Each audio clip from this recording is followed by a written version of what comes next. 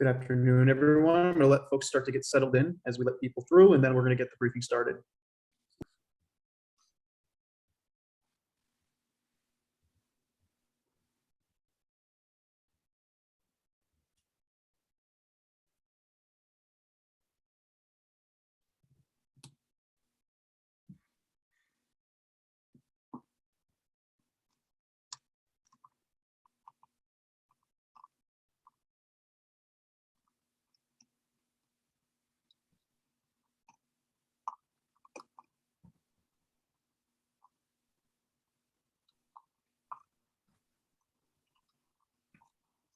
I know some other folks are going to start to clock in just a moment, but in the interest of time, I'm going to kick things off. So good afternoon, everyone, and welcome to the 9th installment of the U.S. Asia Institute's Southeast Asian Focus Series. For those who've joined the series and our other events in the past, welcome back. And for those who are new to the U.S. Asia Institute, thank you for joining us.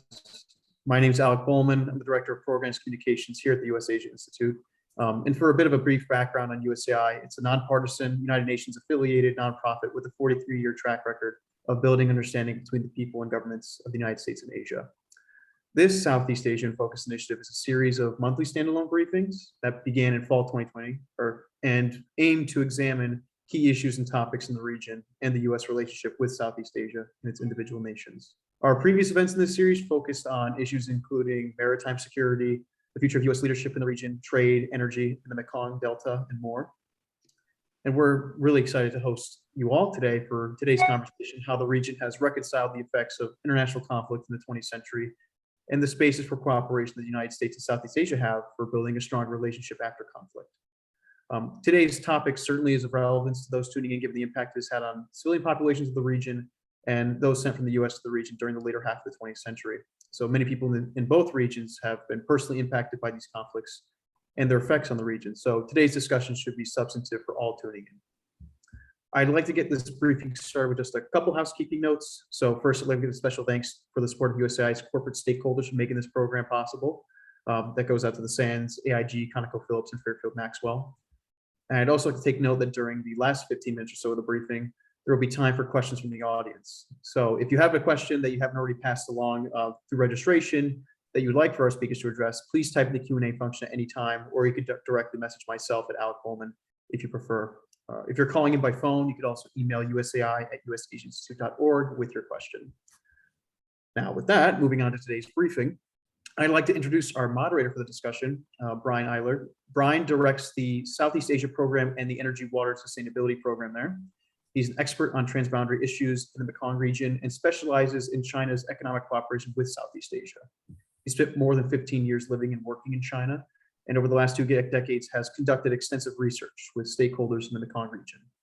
He is widely recognized as a leading voice on environmental, energy, and water security issues in the Mekong, and Brian is co-lead on the Mekong Dam Monitor, the winner of the 2021 Esri Special Achievement in GIS Award, first prize in the 2021 Prudence Foundation Disaster Tech Competition, and Renewable Natural Resources Foundation's 2021 Outstanding Achievement Award. He also serves as chair of the Stenson Center's War Legacy Working Group, which is relevant to this conversation. And his first book, Last Days of the Mighty Mekong, was published by Zed Books in 2019. He holds an MA from University of California, San Diego, and a BA from Bucknell University. So we're very fortunate to have Brian with us today. So without further ado, I'm going to pass along to Brian now to carry on the rest of this briefing.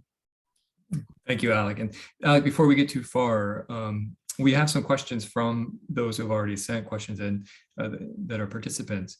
If anyone is listening in and would like to ask questions, how do you best recommend them to do that? So for folks who've already passed along questions, we'll address those ones first, just to carry on the conversation. Then as we move forward, as other questions come in, we'll handle those accordingly. Okay, great. And you suggest them to write questions in the Q&A box, right? And pose them to individuals who are speaking. Correct. Okay, great. Well, welcome everybody to the 9th session of the Southeast Asia in Focus series. My name is Brian Eiler. I am Senior Fellow and Director at the Stenson Center here in Washington, D.C. You might know me from my work on Mekong and sustainability issues in Southeast Asia. And I just a few months ago spoke to you all about opportunities to deepen U.S. engagement in the Mekong region. And there's a wide range of opportunities. Today's topic is not necessarily about the Mekong, but it's more about doubling down, refocusing our efforts on war legacy issues in mainland Southeast Asia, in the countries of Vietnam, Laos, and Cambodia. And unlike the Mekong, this is I think one way to contrast the Mekong with the War Legacies issue set is that the US has a much deeper history engaging on the War Legacies issue area in terms of funding, and I think in terms of impacts, and also to the viability of our regional relations with countries like Vietnam and Laos, and to some extent with Cambodia.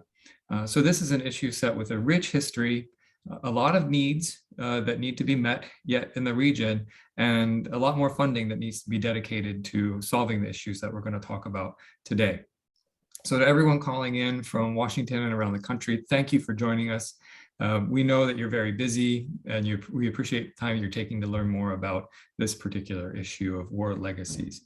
Now, I chair the War Legacies Working Group at the Stenson Center, and what that is just a convening of organizations and individuals who are active in the war legacy space in mainland Southeast Asia.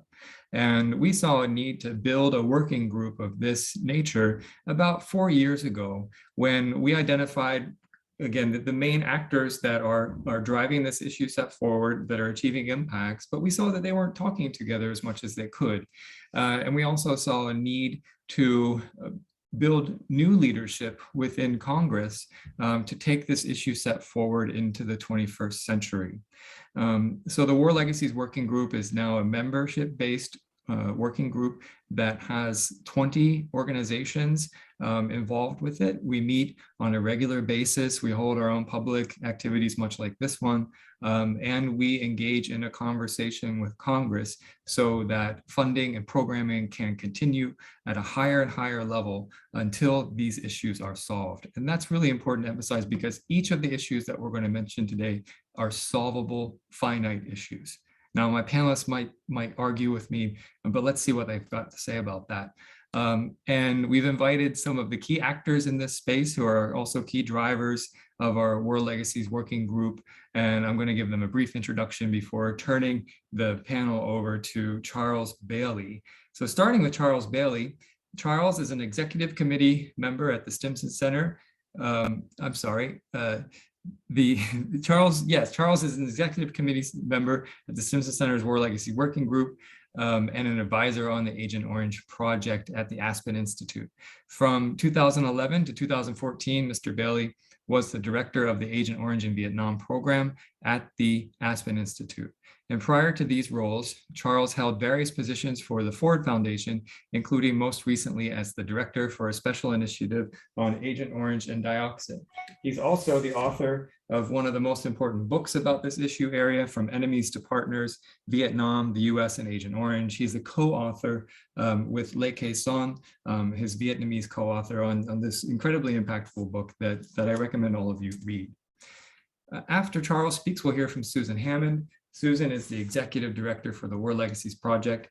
In 2007, she founded this project in order to raise awareness about the legacies of Agent Orange and the explosive remnants of war. Much of her work has been done in Vietnam, but she is also deeply impactful in Laos and Cambodia, and is beginning to bring forward some very impactful, hopefully US government funded programming to address Agent Orange issues in Laos. Prior to her role at War Legacies Project, she served as the deputy director of the Fund for Reconciliation and Development from 1996 to 2000. And assisting Susan with these efforts in Laos is Alina Intali, who is the chief of staff of Legacies of War, which is a US-based advocacy and educational organization working to address the impacts of the American secret war in Laos and conflict in its neighboring countries of Cambodia and Vietnam, including the removal of unexploded ordnance, which we call UXO or UXO, and victims and survivor assistance. So you can read more about our speakers and myself in the program. There's a link in the chat function. We're going to turn now to our briefing, starting with Charles, and then to Susan, and then Alina. I'll help facilitate that conversation. And please, as you are listening, add questions into the chat box, the Q&A box, and we will field them and ask them to you. Charles, over to you. Well, thank you. Thank you, Brian, and thank you, Alex, and everyone. This is an important topic, and I appreciate the opportunity to say a few words to get the conversation going. The Vietnam War was one of the great foreign policy disasters in American history. It lasted 20 years from November 1955 to April 1975 and spilled over into neighboring Laos and Cambodia. During this time, 58,220 American soldiers died. So did some 3,300,000 Vietnamese soldiers and civilians on both sides. Although the Vietnam War may have done little harm to US national security, it definitely damaged our national image and it ruptured the national psyche. It divided a generation.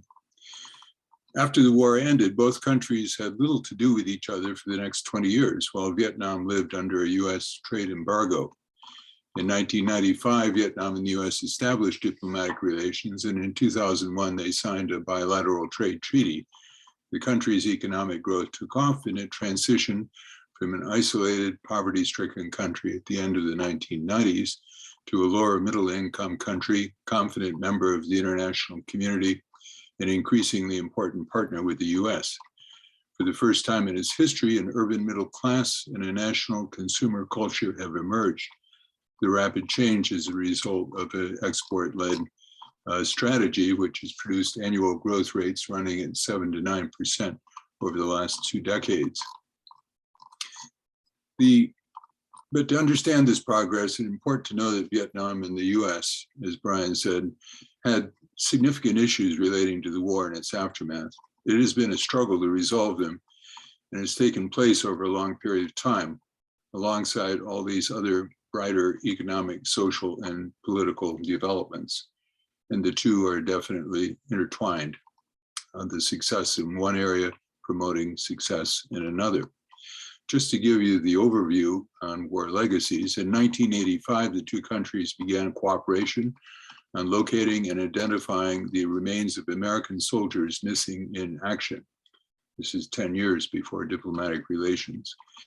In 1991, the US began assisting Vietnam to begin to look for to address the 6.1 million hectares contaminated with unexploded ordnance and to help UXO survivors. In 2006, 11 years after establishing diplomatic relations, the US began to acknowledge its responsibilities for the consequences of Agent Orange. And in 2021, Vietnam and the US began cooperating on the identification of at least 200,000 Vietnamese MIAs, bringing full circle, if not closure, to the legacies of the Vietnam War. So we in the Vietnamese are in a better position today than we have ever been in terms of moving forward confidently as full partners. I'm going to focus on Agent Orange using 4 slides. So if we could have the first slide, please. In 1961, the US military began spraying the herbicide Agent Orange and other herbicides in Vietnam to defoliate forests and destroy food crops with the aim of denying cover and sustenance to opposition forces. The Agent Orange and some of the other herbicides came from the manufacturers contaminated with dioxin, a highly toxic substance. Some of the spraying, as you can see the red lines here, was done over the border in Laos and Cambodia.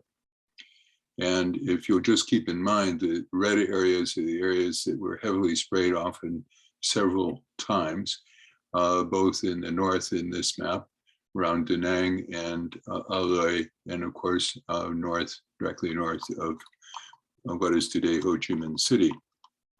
Since 1991, scientists at the US Institute of Medicine have shown dioxin to be a risk factor in what has become a long list of illnesses among those who are directly exposed to the spraying and birth defects in their offspring.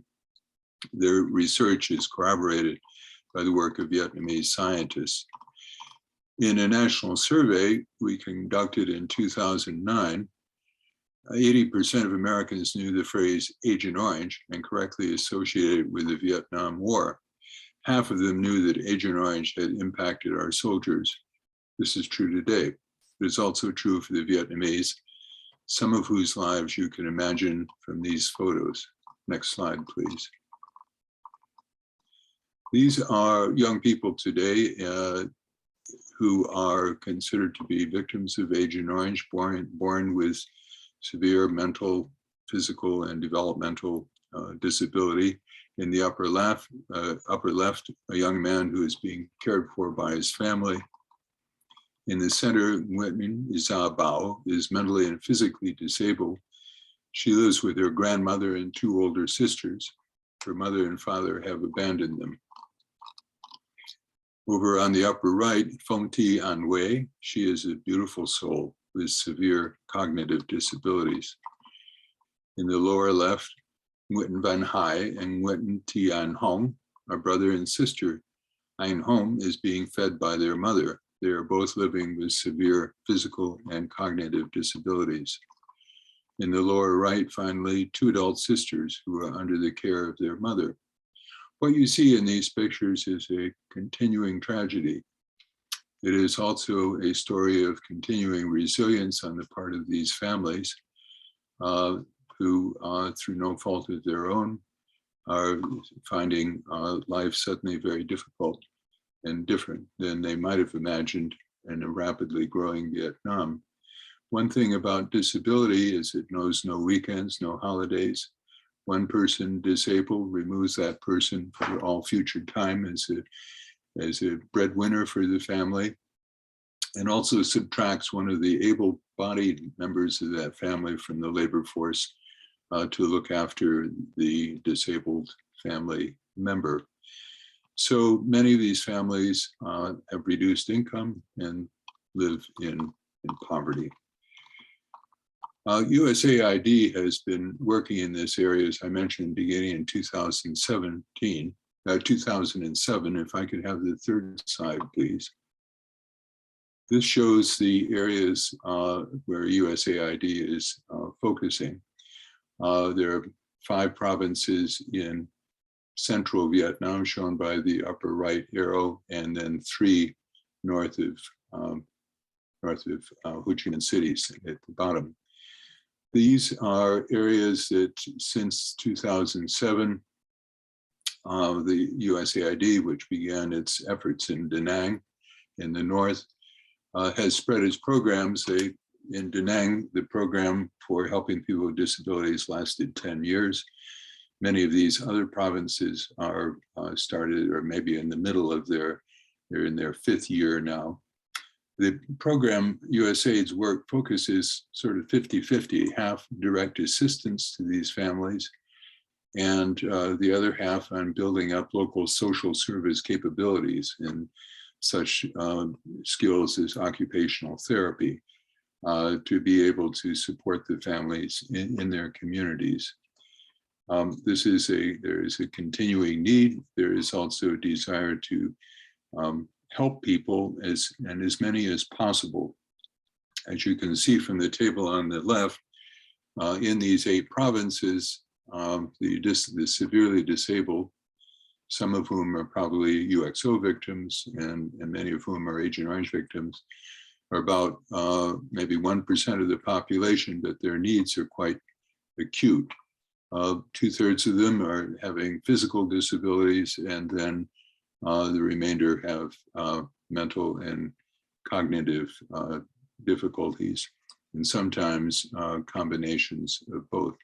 So this is a program of our government that is achieving results but needs to continue, because although these were the heavily sprayed provinces, or among the heavily sprayed provinces, people were thrown about by the confusion and destruction of the war, and you will now find Agent Orange victims in every province of the country. But it is a good beginning. The other part of this story is shown in the next slide, please. Work that I funded while I was with the Ford Foundation identified where the dioxin is today. That dioxin, that deadly residue from Agent Orange, turned out to be concentrated in dangerous levels today at 3 former American air bases, 2 of which have been cleaned up. The third, which is the map, the aerial photo here, is at Bien Hoa, about 20 miles north of Ho Chi Minh City. It was the largest airbase, the American airbase in South Vietnam, and it contains about 85% of the known dioxin in the country. This is a 10-year cleanup project, and which is now into year 3. I'm confident this project at Bien Hoa, cleaning up the dioxin, will proceed to completion. We can talk more about it, but it's already on the rails. It has a clear beginning and an end. What I want to underscore about the severely disabled here is the real challenge on Agent Orange. The challenge is not the cleanup, but how best to reach and assist the group, the severely disabled. While the Bien Hoa cleanup is definitely good for military relations between our two countries, effective disability assistance is the only way to convince the Vietnamese public that the US is really addressing the needs of people and that the Vietnamese public view as victims of Agent Orange. So I will close my remarks with this slide showing congressional appropriations. This money has always come from the Congress. The succession of administrations have not put it into the president's budget. That is from the Bush, Obama, Trump, and Biden administration. It has always appeared in the legislative process. This current year, the allocation for disability assistance is $14.5 million.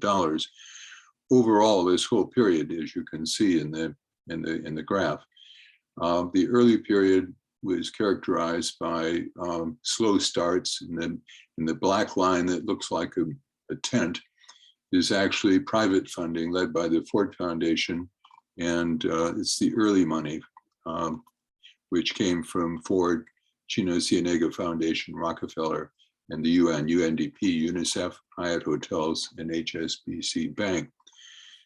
This early money went overwhelmingly to help Vietnamese victims of Agent Orange and to start the cleanup of the dioxin at Da Nang and Phu Quoc, the other two airports. But then, as you look in the upper right, in 2019, a delegation of US senators led by Patrick Leahy went to Bien Hoa, where they witnessed the signing of 2 new agreements. One agreement signals the intention of the US government to provide $65 million for health and disability services over 5 years, that is through 2024. The second agreement posits $300 million over 10 years for the Bien Hoa airport cleanup.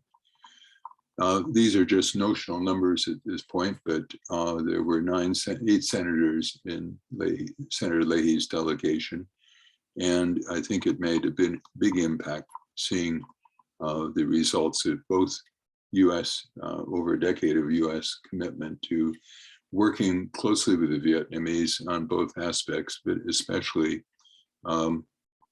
assistance to Agent Orange victims. The US and Vietnam do not yet have an agreement on what defines, quote, people affected by Agent Orange. That is a mutually agreed definition of who is included in the group and how to find them and help them. Congressional appropriators took a step in this direction in 2013 by focusing future American health and disability assistance on the provinces that were once sprayed, as you saw in the previous slide. And in 2015, they went further and specified that assistance should prioritize people with always severe and often multiple disabilities living in this area. So this is where we stand. This work and the work you will hear about on UXO are foundational, both to the excellent relationship that the US has developed with Vietnam in recent years and to its continuation. It's inconceivable that the US would stop in the middle of the world's largest dioxin hotspot cleanup. It also surely must be inconceivable that we would stop before we had done everything possible through humanitarian assistance and development aid to help several 100,000 Vietnamese Agent Orange victims. So Brian, thank you very much, and back to you. Thank you, Charles, for setting the scene for our discussion. We're going to have Susan speak next from the War Legacies Project. Susan Hammond. Great. Thank you very much for having me and for USAI for pulling this together. First of all, I want to give a huge thank you to my Senator Patrick Leahy, who from early on began focusing on addressing war legacy issues in Southeast Asia. Senator Leahy not only cared deeply about the human cost of war, but he also knew that collaboration to mitigate some of the impacts of war would lead to reconciliation. All the work we're talking about today would not be possible without his efforts and with the efforts of Tim Reeser. In 1989, the Leahy War Victims Fund began to provide prosthetics devices to those impacted by unexploded ordinances and landmines in Vietnam, and later expanded their work to Laos and Cambodia. These earlier efforts to address war legacy issues led the way for the step-by-step process to build stronger bilateral relations with U.S. former enemies. Another important step by the U.S. government was that in the late 1990s, the U.S. shared with Vietnam, Cambodia, and Laos the bombing data in a more usable format. The herbicide spray records were also released at this time. This enabled the three countries to map the destruction from the bombing in order to better plan their mitigation efforts. But also, this sharing of information helped each country, helped the US to begin to build more trust with the three countries by being upfront about some of the weapons used by the US during the war. However, nearly 50 years since the end of the war, not all the information, especially about the secret war in Laos, coordinated by the CIA, has been released. This has left gaps in what we know about where some of the herbicides were used, where some of the bombings occurred, and even about what types of weapons were used. Information about the war in Cambodia is also not fully released to date. It is time that these remaining secrets are brought into the sunlight in order to further build trust between the US, Cambodia, Laos, and Vietnam.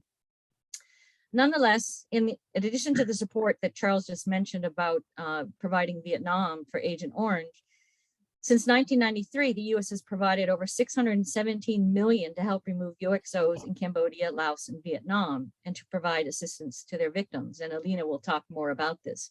But to put this into perspective, that is approximately the cost of about 5 days in today's dollars of waging the war in Vietnam. But nonetheless, this money has been very essential to provide medical care, prosthetics, rehabilitation, vocational training for victims, as well as conduct mine awareness education programs. I have been working since the late 1990s to address the legacy of Agent Orange during the war.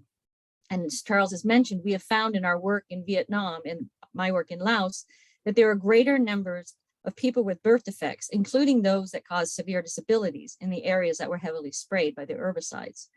The programs that have been conducted in Vietnam with US funding have helped develop the human resources necessary to provide medical care and rehabilitation services, vocational training, and education for people with disabilities. They've also been instrumental in promoting disability rights and inclusion in Vietnam. They are a good start. However, we cannot lose sight of the fact that these programs are only reaching a small number of those in need. Parents, often single mothers and many elderly parents, still struggle each day to care for their loved ones. Just for instance, feeding, toileting, cleaning, dressing a severely disabled child can take 4 to 5 hours a day. As Charles mentioned, these are hours taken away from farming or from being involved in the workforce. And even the access to the rehabilitation centers that have been supported by USAID is out of reach for most, even if they are in the same area, because transporting a severely disabled child from home to a center is challenging or prohibitively expensive. The next phase of funding to address the health impacts of Agent Orange in Vietnam needs to prioritize bringing directly to the homes, these services directly to the homes of people with disabilities in a more holistic approach, beyond just healthcare and rehabilitation, so that the diverse needs of people with disabilities and their families can be more adequately met. And this is even more challenging where I work in Laos, where access to medical care and rehabilitation programs do not even exist for most. The areas in Laos that were sprayed were primarily along the former Ho Chi Minh Trail along the border with Vietnam. Much of this area is still very remote, with travel limited to the dry season. And it's populated by ethnic minority groups that are unfamiliar with the medical and/or rehabilitation services that exist, and they have significant language and financial barriers to access this care. As a result, conditions as simple as a cleft palate or club foot are left unaddressed, and a child's life is often needlessly cut short or forever impacted by the lack of access to a simple procedure. These Agent Orange sprayed areas are among the poorest regions of Laos and impacted not just by the herbicides, but by the intense, indiscriminate bombing that took place along the Ho Chi Minh Trail. U.S. investment in addressing disabilities in this region will not only help those that are directly impacted reach their full potential, but will also help their families by relieving some of the burden of caring for a disabled child, leaving more time for farming or running a small business. The whole family will benefit, as will this least developed region of Laos. And with a much smaller population than Vietnam, those believed to be impacted by Agent Orange in Laos can likely be assisted over their period of several years. It's a very manageable problem. Unlike in Vietnam, there are not likely any large dioxin hotspots in Laos, as most of the herbicides were stored and loaded onto planes on US bases in Vietnam. However, environmental testing is still needed to be done to rule this out. I am very concerned in the areas of Laos where there have been reports of barrels of herbicides being stored, such as the former CIA base in Long Tien. I suspect that many of the Hmong here in the US and their families that still live in Laos may have health impacts from the herbicides that were reportedly frequently sprayed around this base and other bases in central and northern Laos. Many of these areas are now residential or are being developed into tourist destinations. Testing is needed to ensure that they are safe. I'm also concerned about some of the heavily sprayed villages along the Ho Chi Minh Trail in the south of Laos that have abnormally high rates of disabilities. There is the potential for dioxin to have traveled down from the ridgelines and pooled into some of these villages. Ideally, we will find nothing, but we will not know until a targeted testing program is conducted. The handful of dioxin hotspots that may be in Laos can easily be identified and any required mitigation completed in a matter of several years for a fraction of what was needed to address this issue in Vietnam. And this year, for the first time, the Foreign Appropriations Bill includes funding for people with disabilities who live in the region of Laos that was sprayed with herbicides. While a modest $1.5 million, or about 15 minutes of the cost of the war in Vietnam, the funding will be an important first step of getting the US and Lao government to work together to address this ongoing legacy of the war. It will help build trust and strengthen US-Lao relations, which have been rocky at various periods. This relationship is even more important now to help balance the huge investment engagement in Laos that is currently underway by China. The investment to support most of those impacted by Agent Orange, whether it's in Vietnam or Laos, can be very small, often less than $1,000 per person, but the impact is priceless. I think of young Ban, who lives in a rural village along the Ho Chi Minh Trail in Laos, who had such severe club foot in both feet that he was unable to walk. He was not attending school and therefore not able to access the US-funded school nutrition program, so he was also malnourished. With the assistance of my organization, his father and Ban went to Vientiane with Ban and stayed for several months so that Ban could undergo the surgery he needed on both legs. And when I saw him in 2019, Ban was running around the soccer field with his friends. You would not even know that he was born with a severe disability if you met him today. I also think of his neighbor Yen, whose mother wanted to kill her when she was a child due to her severe joint disorder, a condition called arthrogryposis. It made it very difficult for Yen to walk and use her hands. We were able to get Yen to Vientiane for a series of surgeries and rehabilitation to improve her functioning. We enrolled her in a vocational training program where she not only learned to trade, but helped develop her confidence and independence. Though she's still severely impacted physically, she now lives in Vientiane with her very loving husband. She earns a living sewing and making handicrafts. She has a long way to go. She's come a long way from her village where she was likely to have died before her 15th birthday. These are just two examples of how lives can be changed with the right resources and support. We have come a long way in the last 25 years. However, in my view, the US needs to begin to invest more than a small fraction of what it costs to wage war in order to address the impacts. Imagine if that each year we invested in Vietnam, Laos, and Cambodia, just one day at the cost of the war, how much more progress could be made to address its legacies. And this is not only essential for the post-war recovery of the people and nations where we waged war, but it is vital for the long-term security of the US to make peace with former enemies and build strong alliances as friends and partners. Working together to address war legacies, even those as challenging as Agent Orange and Unexploded Ordinance, has proven to be a successful way to do that. As Senator Leahy stated at the start of the dioxin cleanup project in Bien Hoa in 2019, anything is possible if people listen to each other, trust in each other, respect each other, and work together. And to steal from the title of Charles Bailey and Leahy Sun's book, former enemies truly can become partners. So thank you. I'm going to steal the title of Ted Osius's, Ambassador Ted Osius, former ambassador to Vietnam's new autobiography, Nothing is Impossible. And I think Nothing is Impossible, which was a slogan that drove him and inspired him to create deep impact, including getting the cleanup started at Da Nang. I think actually it was the ambassador before him, but also continuing those efforts up to and leading up to the Bien Hoa cleanup that has inspired this. So I think as we've listened to the first two speakers, you've learned that these are addressable issues. We've already dedicated a significant amount of funding to helping to solve these issues, yet there's so much more to provide and so much more to address. And at the same time, these issues can be solved. And they provide the U.S. The U.S. foreign policy, as well as U.S. stakeholders, with a range of benefits that strengthen the bilateral relationships with Vietnam, Cambodia, and Laos. Now, to drill down a little bit more on Laos, the Lao PDR, we're going to hear from Alina Intali from Legacies of War. Alina. Abidi, and hello everyone. Thank you so much, Brian, and our fellow War Legacies Working Group colleagues, Charles and Susan, for being here today with me to share more knowledge and all the great work that you're all doing to help resolve the legacies of war. Also, a big thank you to the US Asia Institute for hosting us. It is an honor to be a part of today's discussion.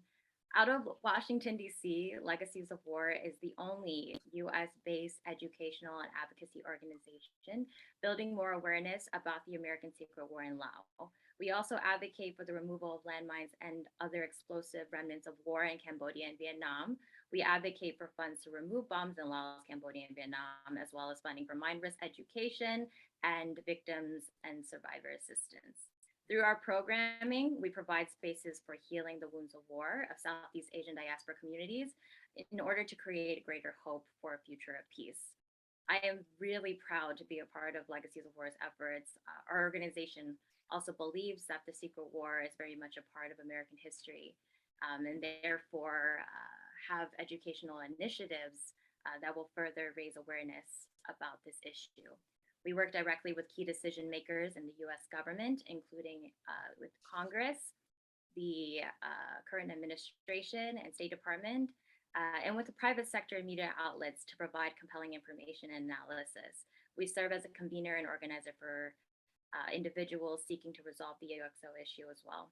As a daughter of Lao refugees who fled Laos in 1979, my experience growing up as a first-generation Laotian American was deeply, and it still is deeply impacted by the remnants of war.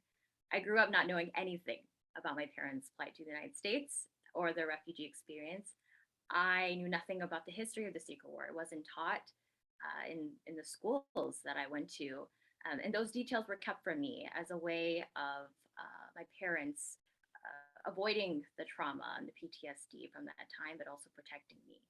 It wasn't until my very first year at university when I met our founder, John Pakambongsa, giving a presentation at a very small conference in my hometown of Springfield, Virginia, where she was sharing the history of the Zika War and also an image, a drawing that was collected during the 1960s and 70s with a translated text alongside of a school burning.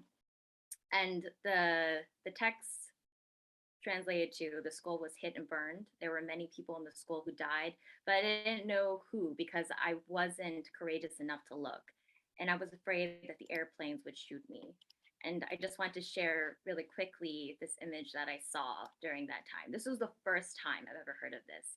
During the US bombing in Laos from 1964 to 1973, Fred Branthman, who was also an American educational advisor, and his Laotian colleague, Bungung Luangpasud, collected over 1,000 interviews and illustrations with narratives from Laotian refugees who were fleeing that time. And this was one of the images that they collected, written by a 16-year-old boy. This struck me to my core. I knew I had to do something. But my story is very similar to many other Americans who grew up in between two identities while trying to navigate the secrecy behind a war that was long ago, 5 decades ago, but caused the largest resettlement of refugees in the US. Through my work at Legacies has become a main goal to educate and mobilize not only the American public, but also the generations of Southeast Asian diaspora communities who are healing from a very tragic legacy, and to also empower young leaders to engage in advocating for a bomb-free future for Laos, Vietnam, and Cambodia. There is still many unexploded bombs left over, and it is now our collective moral obligation. I feel as an American myself, it's a moral obligation to work together to get these bombs and other remnants removed for the sake of future generations. So I just wanted to share a little bit more about the current status of UXO in Laos and some background history of the Zika War. From 1964 to 1973, the US dropped more than 2.5 million tons of ordnance on Laos during 580,000 bombing missions, equal to a plane load of bombs every 8 minutes, 24 hours a day for 9 years, making Laos the most heavily bombed country per capita in history. Over 270 million cluster bombs were dropped on Laos during the Vietnam War. Up to 80 million did not detonate. Over 5 decades on, 1% of these munitions have been destroyed. More than half of all confirmed cluster munitions casualties in the world have occurred in Laos. Each year, there are now just under 50 new casualties in Laos, down from 310 in 2008. Close to 60% of the accidents result in death, and 40% of the victims are children. To date, over 25,000 people have been killed or injured since the bombing ceased. And of the 40% of UXO victims are children, often what happens is the children mistake these little bombies the size of a tennis ball as toys or toy-like. This reality was brought home in early 2000 or 2021, last year, when 5 children, all under the age of 10, were walking home from school near the Lao capital, Vientiane, an area that's regarded as one of the places that was least impacted by UXO. These precious children started playing with the bombi, dropped it, and immediately killed 2 of the children on impact. The remaining 3 children were severely injured and will never walk to school in the same way again. This is not a problem of just the past. This is a current issue that's still very much impacting civilians today. And just to give you all some more background, this is to go off a little bit of what Susan shared, but between 1993 and 2016, the US contributed an average of $4.9 million per year for UXO clearance in Laos. The US spent, in today's dollars, $13.3 million per day for 9 years bombing Laos. The scale of this is beyond what we can kind of wrap our heads around. But like Brian also mentioned, this is what we thought was once an insurmountable goal, to clear bombs. But I truly believe that within our lifetime, we can see Laos as clear as possible. In just 10 days of bombing Laos, the US spent $130 million.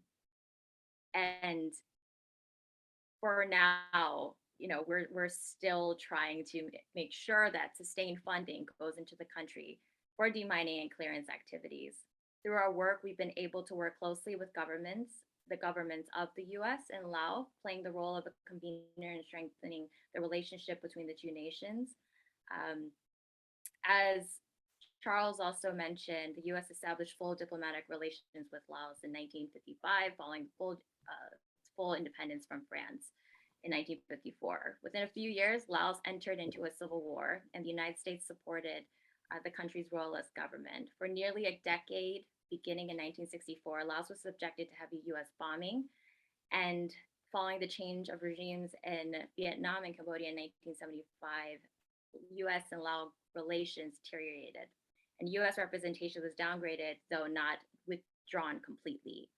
So full US-Laos diplomatic relations were restored in 1992. In July 2012, former Secretary of State Hillary Clinton visited Laos PDR, making the first visit by Secretary of State since 1955. We've also been very grateful to work with congressional colleagues and champions on furthering legislation and support for funding for clearance and demining.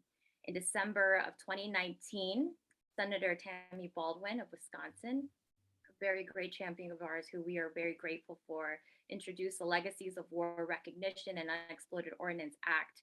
In March of 2022, this year, the bill was reintroduced with bipartisan support, with Senator Moran of Kansas co-sponsoring. The bill aims to, one, honor the contributions and sacrifices made by Southeast Asians in support of the United States Armed Forces during the 1960s and 70s. Two, recognize the tragic legacies of war, such as landmines, unexploded ordnance, and other explosive remnants of war, and the toll it continues to have on civilians. Three, acknowledge the United States' long-standing commitment to provide financial support for demining and UXO removal in Vietnam, Laos, and Cambodia, and authorize $100 million each year for 5 years for Laos, Vietnam, and Cambodia for humanitarian assistance programs. In 2021, we celebrated the 5th anniversary of US-Laos Comprehensive Partnership. This will be year 6, but it was to commemorate the 2016 historic visit of President Obama, being the first sitting president to visit Laos and acknowledge America's moral obligation to help heal the wounds of war.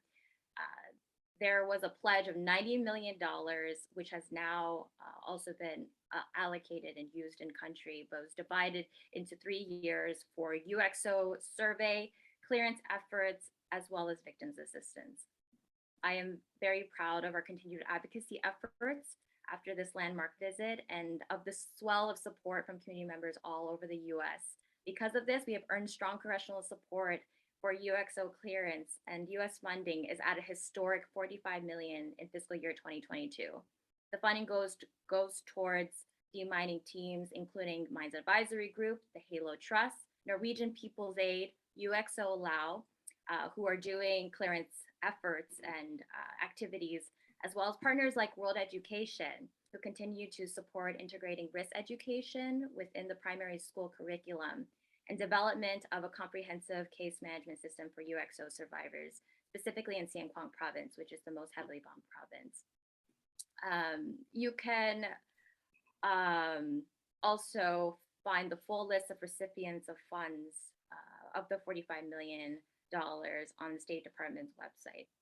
But this is why we value being a part of the War Legacies Working Group and to contribute to dialogues like this one and many others to help address Agent Orange and unexploded ordnance that continues to negatively impact the lives and health of people in contaminated areas. As my colleagues have shared, there is growing evidence of the need to extend work to address Agent Orange, UXO, and affected communities in Laos, Vietnam, and Cambodia, but especially, these issues have been ignored for far too long. It's 50 years since the last bomb was dropped, and we're still here talking about this issue. That's unacceptable. I think today we shared a lot about the history of these legacies and what that means for the future. But I think with these evidence, we know that there's more resources that need to be allocated.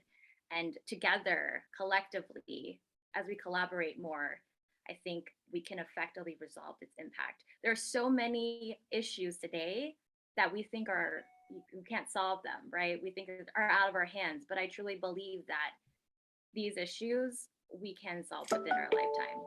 And hopefully for the next 5 decades, another generation does not have to sit on a panel like we are right now talking about these issues again. Thank you. Thank you, Alina. I think you all see there's a lot of enthusiasm and hope that Alina's presented to all of us, despite the kind of dismal picture that she also highlighted. You know, one of these accidents just happened last year, and 5 young children in Laos were affected by this, and new victims of unexploded ordnance. We're going to move to a quick round of questions. So in order to get to as many questions as we can, I ask our panelists to keep your answers brief and to the point. So the first question is interesting, and it was mentioned in the chat. If you do have questions, please put them in the Q&A box so we can field them. But it comes from Hong Pong Po, who is at the Chamber of Commerce. And works on Southeast Asia issues, and asked Susan Hammond, but I think this could be for anyone. Can you point out root causes for the differences in the treatment or progress on Agent Orange in Vietnam versus Laos and Cambodia? And this is important because I hope we can discuss Cambodia a bit too. I was in a meeting this morning where Agent Orange in Cambodia was discussed as a way to deepen US engagement in Cambodia as an unexplored area of engagement. But Susan, Charles, Alina? Yeah, I can jump in to start with that one. First of all, Cambodia, we really don't know about how much of the Agent Orange was used there. There was some, on Charles's map, there were some spray runs that went in to Cambodia, but those are the official ranch hand records. But we suspect, both by looking through our archives and talking to people on the ground in Cambodia, that more spraying took place. And I was just in the archives about 2 weeks ago, and going through the information about reports of herbicide being sprayed in Cambodia, complaints by farmers. And it was redacted. Those files were not there. There was that little sheet saying this was taken. It was taken in 1990 and it hasn't been replaced. So part of the problem is not enough information. Same with Laos. But the other, regarding the treatment and how this has been addressed is, the areas of Laos in particular that were sprayed were very remote ethnic minority groups. They didn't have a voice. And it was very different than in in Vietnam, where, first of all, there was a lot more spraying, but also people in power, the soldiers who went back home became politically active in raising this issue. They were the doctors who were serving in the South who went back and who were seeing these medical problems, who were raising this issue. And they started raising the issue of Agent Orange actually during the war. Whereas in Vietnam, the people who live in these rural villages knew they were sprayed. They talk about being sprayed, but the people in Vientiane in power were pretty much unaware that this was going on. So that's one of the differences. Charles, Alina, any thoughts on that?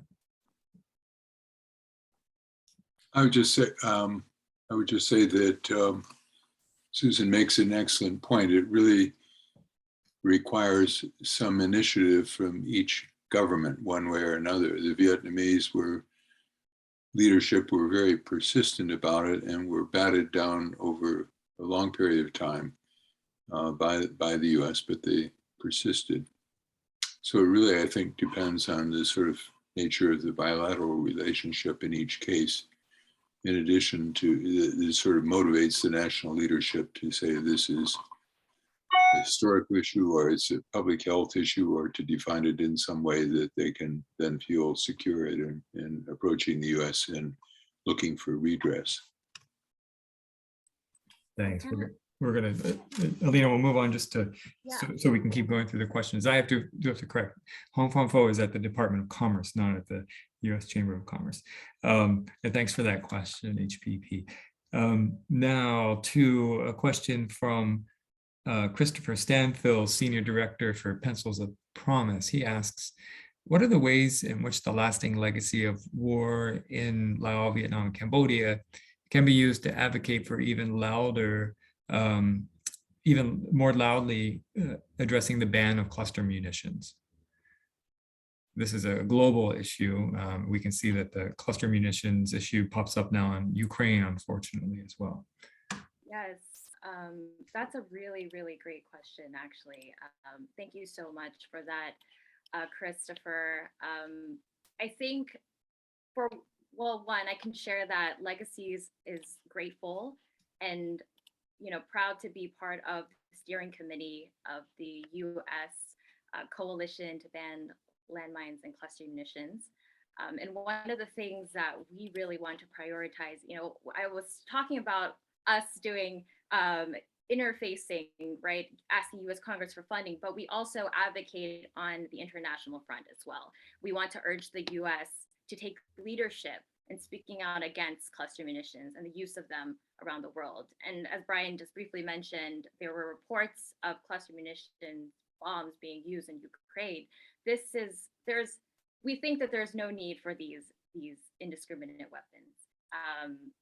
I think to the question, and long story short, is that we need to use this momentum now more than ever. Like I said, why are we talking about these issues 5 decades later?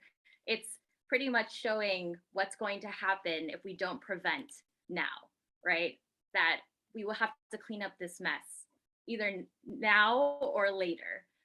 These weapons do not discriminate between combatant and civilian.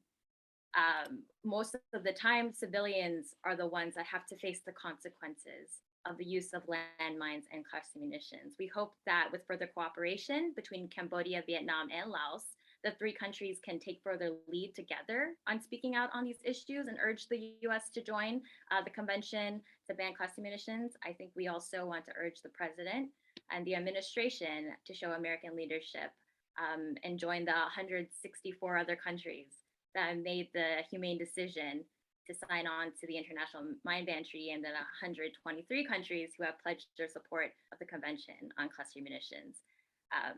But I think that there's still a lot of work to do, and I feel like we can continue to put pressure on following and joining on to the convention. There's one final question here, and it comes in directed to Alina, but also I think Susan and Charles are equally able to answer it. How much does this issue impact economic development and the economic development outcomes of the countries, Laos, Vietnam, and Cambodia? I would think I'll get right to the point. This is a really short answer. But even before economic development can happen, we need to get rid of these bombs. We need to get rid of these landmines. We need to do more research on dioxin contamination as soon as possible, right? I think for one, to paint a picture, I want everyone to understand that Laos, specifically speaking with Laos, right, that the bombs are there and Lao people have been very resilient in that there's still progress happening. The bombs are existing, but there's still development happening. There's still land being cleared, and now more than ever, I think that I think the World Bank described Laos as one of the fastest changing nations in the region. And that's not to say that there's not progress because there are still bombs, but there could be further, faster progress without the bombs. So I do urge that even before the economy can change and develop, we need to get rid of the bombs. Just to also point out that I think with UXO specifically, this is a huge cause for poverty. Laos has their own sustainable development goal, sustainable SDG 18, which is save lives from UXO. And this is, the Lao government has already established that UXO is a huge root cause of poverty. And some of the most rural and poor areas in Laos are the most heavily contaminated by UXO. So that correlation shows that in order for there to be swifter progress, those bombs need to go first. Yeah, and just to add to that, the Agent Orange sprayed areas have that same correlation. They're the poorest of Laos, and some of the provinces in Vietnam that were heavily impacted by Agent Orange are some of the poorest as well. But just, I mean, a simple thing, just like when I was telling the story of these young people that I brought to Vientiane, until 2010, 11, it wasn't even possible to get them. It was very difficult to get them out of their village to Vientiane because the roads were not built. And they're one of the reasons the roads aren't built, because it's extremely expensive to build roads through a heavily bomb contaminated region. You have to clear it first. And then you have the problem with the monsoon seasons that come in, the typhoons that have been hitting, and all of that heavy rain that causes flooding and landslides just brings these bombs and cluster munitions down into an area that was already cleared.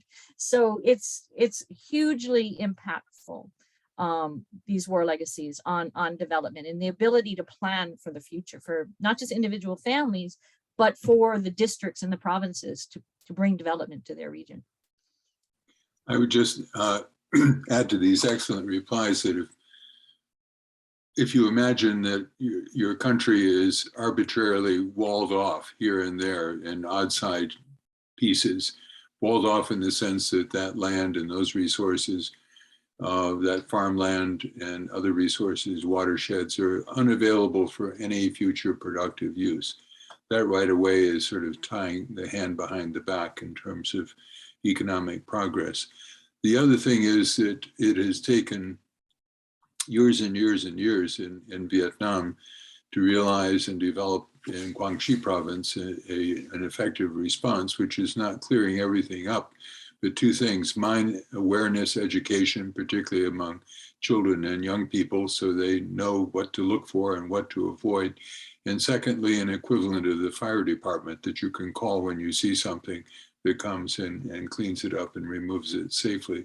That seems to be the only thing that can bring down these terrible numbers of people maimed for life by an accidental encounter. But those require resources to develop those levels of education. So I think that right there we have an example of what needs to be done and what can be done in Laos and Cambodia. Thank you, Charles. And these final comments will serve as the final comments from our panel. We've reached the end of our activity of this event.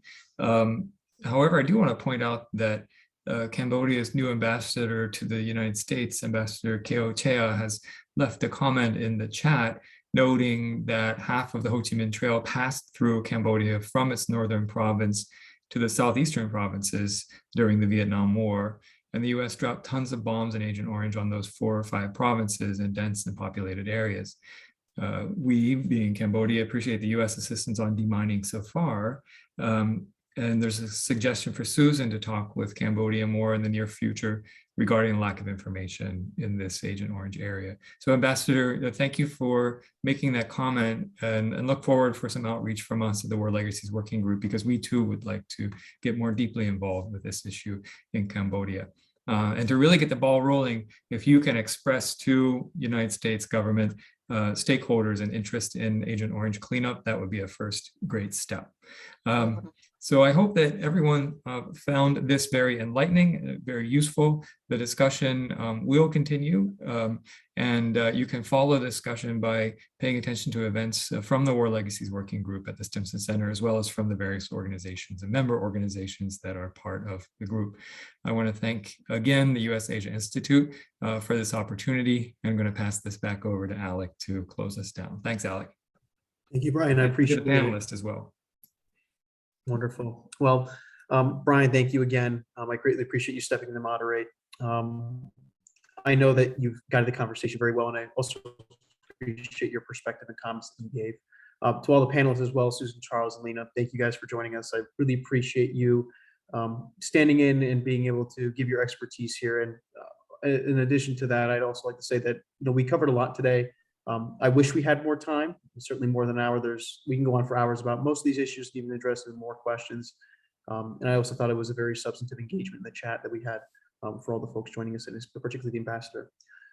Hopefully this is just the beginning of the conversation as the U.S. and our partners in the region work more closely together on these issues and hopefully to create outcomes that benefit all regarding the issue. And it's very clear that from this discussion, there's still more work to be done. So if anyone in the audience would like to follow up with any of our speakers, please reach out to us at USAI@USAsianinstitute.org. We'd be happy to assist in fostering further dialogue on the issues we discussed today. The Southeast Asia in Focus series will continue in 2022. Additionally, as part of the now dual track series, we will have briefings focusing on Northeast Asia as well. So in this format, we'll be alternating between focusing on Northeast Asia and Southeast Asia every month.